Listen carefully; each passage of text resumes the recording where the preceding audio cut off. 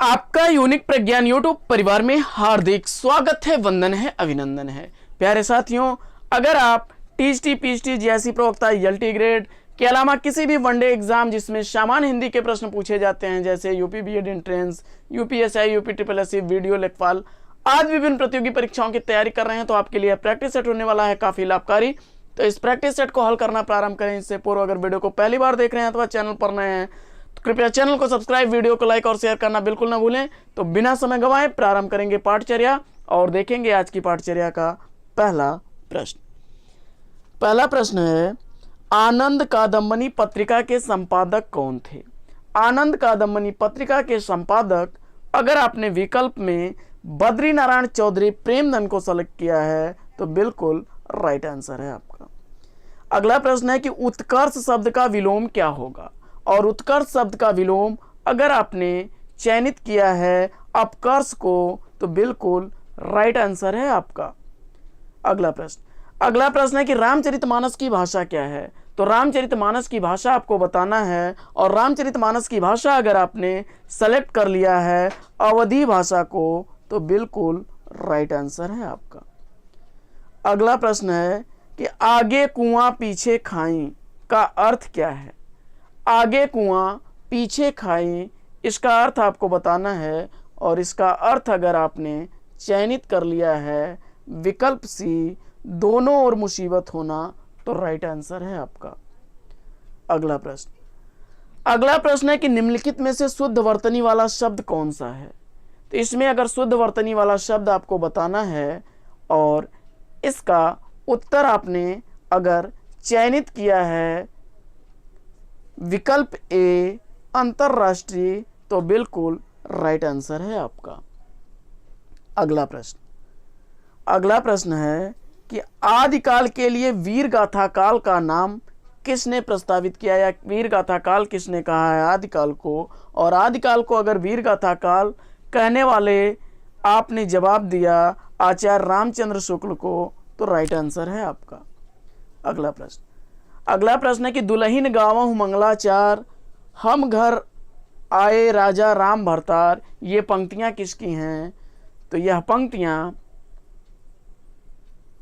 कबीरदास की पंक्तियां हैं, विकल्प 20 का राइट आंसर है।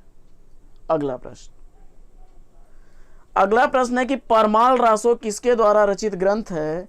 इसका आपको जवाब बताना है। परमाल रासो के रचनाकार आपको बताना है और परमाल रासो के रचनाकार के रूप में आपने जगनिक को चुना तो बिल्कुल राइट आंसर है आपका। आप जानते हैं आलाखंड नाम से ही परमाल रासो जाना जाता है और इसके लेखक जगनिक हैं, जिसको चार्ल्स इलियट महोदय ने वहाँ के तत्कालीन जो जिलाधीश थे उन्होंने प्रकाशित करवाया था 1565 के आसपास में। अगला प्रश्न है कि मृगावती किसकी रचना है? मृगावती के रचनाकार अगर आपने कुतुबन को चुना तो सही जवाब के साथ हैं आप।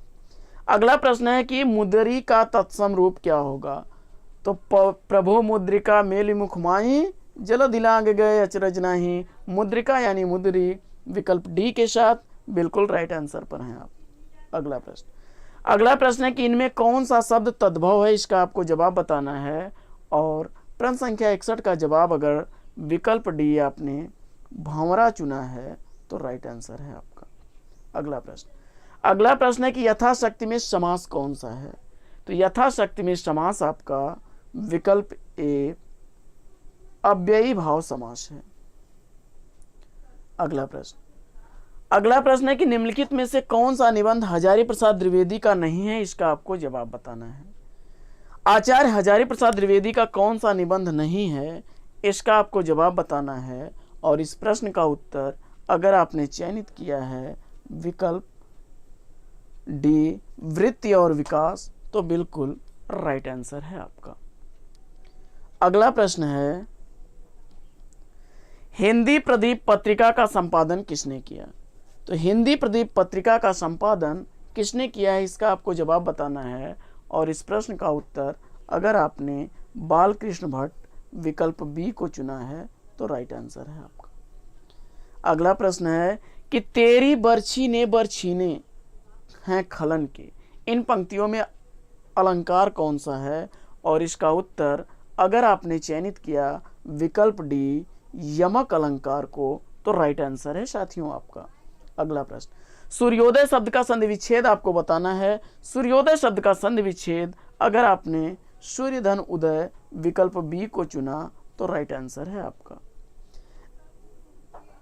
अगला प्रश्न है कि निम्नलिखित में से तद्भव शब्द कौन सा है, इसका आपको जवाब बताना है। और इसमें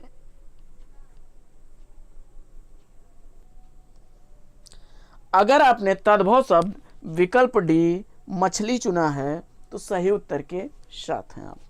आइए बढ़ते हैं अगले प्रश्न की तरफ और देखते हैं अगला प्रश्न। अगला प्रश्न क्या है? अगला प्रश्न है श्रृंगार रस का स्थायी भाव क्या होता है, और श्रृंगार रस का स्थायी भाव अगर आपने रति चुना है तो राइट आंसर के साथ हैं आप। अगला प्रश्न है कि पेड़ से बंदर कूदा वाक्य में कौन सा कारक है। तो पेड़ से बंदर को कूदा इस वाक्य में अगर आपने कारक सेलेक्ट किया है विकल्प ए आपादान से अलग होने के संदर्भ में तो राइट आंसर है। अगला प्रश्न है कि चौपाई छंद के प्रत्येक चरण में कितनी मात्राएं होती हैं, इसका आपको जवाब बताना है। और चौपाई छंद के प्रत्येक चरण में अगर मात्राओं की संख्या आपने 16 चुना है तो बिल्कुल सही उत्तर के साथ हैं आप। अगला प्रश्न है कि अंधेर नगरी किसके द्वारा लिखी गई नाट्य विधा की रचना है, एकांकी है आपकी, तो भारतेंदु हरिश्चंद्र द्वारा लिखा गया है यह। अगर विकल्प इसका सी आपने चयनित किया तो राइट आंसर है आपका। अगला प्रश्न है कि ट वर्ग किस प्रकार के व्यंजन हैं। तो ट वर्ग को अगर आपने ऋतु ऋणा नाम जो है मूर्धन्य सेलेक्ट किया तो बिल्कुल सही जवाब के साथ हैं। अगला प्रश्न, अगला प्रश्न है कि आदिकाल में पहेलियां लिखने वाले कवि कौन हैं। तो आदिकाल में अगर पहेलियां लिखने वाले कवि देखा जाए तो अमीर खुसरो हैं, विकल्प 20 का सही उत्तर है। और बड़ा ही आसान सा प्रश्न है कि कवितावली के रचनाकार कौन है। तो कवितावली कृति लिखी गई है तुलसीदास द्वारा, विकल्प सी इसका राइट आंसर है। उत्साह रस का स्थायी भाव आपको बताना है, और उत्साह का स्थायी भाव अगर आपने विकल्प बी वीर को सेलेक्ट किया है तो राइट आंसर है। बड़े ही ज़्यादा चर्चित पूछे जाने वाले प्रश्न हैं और बड़े ही प्रश्नों का लेवल सामान्य स्तर का है, तो मुझे उम्मीद है कि आप 100% प्रश्नों को सही हल करने का प्रयास करेंगे। आइए साथियों देखते हैं अगला प्रश्न कि भूषण किस काल के कवि हैं। भूषण किस काल के कवि हैं, इसका आपको जवाब बताना है। तो भूषण रीत काल के कवि हैं, विकल्प सी इसका राइट आंसर है। अगला प्रश्न है कि विनय पत्रिका की भाषा कौन सी है। विनय पत्रिका की भाषा कौन सी है, इसका आपको जवाब बताना है। तो विनय पत्रिका की भाषा ब्रज भाषा है, सी विकल्प इसका राइट आंसर है। अगला प्रश्न है कि जो वाणी द्वारा व्यक्त न किया जा सके, जो वाणी द्वारा व्यक्त न किया जा सके तो उसको आप एक शब्द आपको बताना है, और अगर इसका उत्तर आपने अनिर्वचनीय विकल्प सी चुना तो सही उत्तर के साथ हैं। अगला प्रश्न, अगला प्रश्न है कि अष्टछाप के कौन से कवि इसमें नहीं हैं, और अष्टछाप के कवियों में अगर आपने चयनित कर लिया विकल्प नाभादास को तो राइट आंसर है आपका। अगला प्रश्न है कि आचरण की सभ्यता का संबंध किस लेखक से है। तो आचरण की सभ्यता सरदार अध्यापक पूर्ण सिंह द्वारा लिखा गया है, विकल्प 20 का सही उत्तर है। अगला प्रश्न है कि निम्न में से कौन सा शब्द तद्भव शब्द है, इसका आपको जवाब बताना है। तो तद्भव शब्द इसमें से अगर आपने चयनित किया है विकल्प सी घोड़ा तो राइट आंसर है आपका। अगला प्रश्न है कि हफ्ता कैसा शब्द है। तो हफ्ता शब्द जो है यह विदेशज शब्द है, विकल्प सी इसका सही उत्तर है। अगला प्रश्न है कि अन्वय की दृष्टि से कौन सा वाक्य शुद्ध है। तो अन्वय की दृष्टि से शुद्ध वाक्य आपको बताना है, और इसका उत्तर अगर आपने चयनित किया है विकल्प बी संचित ने दूध और रोटी खिलाई तो बिल्कुल राइट आंसर है आपका। अगला प्रश्न, निम्न में से कौन सा शब्द तत्सम है। अगर इसमें से तत्सम शब्द के रूप में आपने लवण चुना तो बिल्कुल राइट आंसर है आपका। अगला प्रश्न है कि संकल्प का संधि विच्छेद क्या होगा। तो संकल्प का संधि विच्छेद, अगर ऑप्शन आपने इसमें से सम धन कल्प विकल्प सी को चुना है तो राइट आंसर है आपका। अगला प्रश्न है कि अंतिम में किस प्रत्यय का प्रयोग हुआ है, और अंतिम में अगर प्रत्यय आपने चयनित कर लिया विकल्प डी म प्रत्यय, क्षमा करें, इसमें अंतिम में इम प्रत्यय है, विकल्प ए इसका राइट आंसर हो जाएगा। अगला प्रश्न है कि गजानन में कौन सा समास है। तो गजानन में समास अगर आपने बहुब्रीहि सेलेक्ट किया है तो राइट उत्तर के साथ हैं आप। अगला प्रश्न है कि मैंने उसे देखा तक नहीं वाक्य में क्रिया विशेषण क्या होगा। तो मैंने उसे देखा तक नहीं, इस वाक्य में क्रिया विशेषण आपको बताना है, और इसका उत्तर अगर आपने चयनित कर लिया विकल्प सी तक तो राइट आंसर है आपका।